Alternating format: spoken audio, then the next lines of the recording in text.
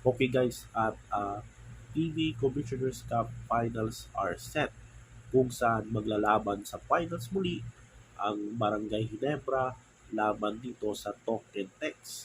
So, tignan natin yung mga resulta sa first game, Game 5 ng Commissioner's Cup semifinal sa pagitan ng TNT laban sa Rain or Shine. So, panalo ang Token Tex 97-92.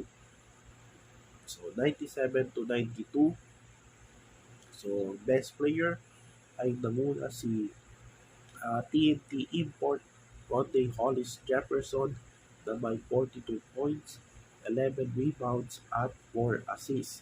Tapos nag-ambag para sa TNT ang mga local players na sina Rian ng Batak at Calvin Optana na tigi 12 points.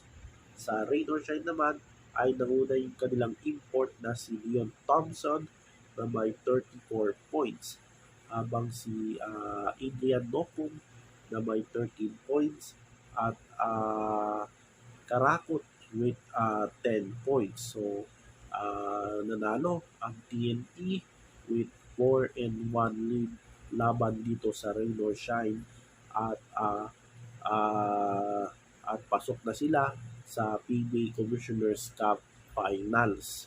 So, ang target ng TNT dahil nag-champion na sila nung nakarang conference, ang target nila ay back-to-back championship at mga katapat nila muli rematch from last conference itong Barangay Ginebra.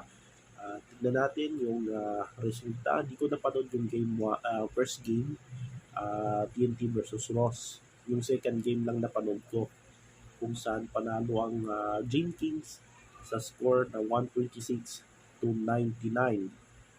Best player, si RJ Abarientos na may 30 points, 4 rebounds at 10 assists. So ang Commissioner's Cup Game 1 Finals ay magsisimula sa March 14 sa SM Mall of Asia Arena.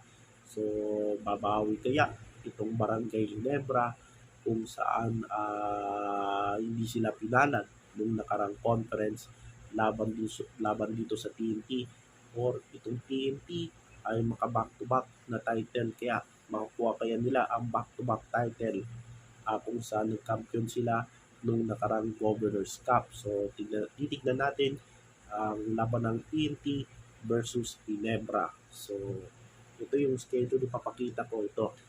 Yan.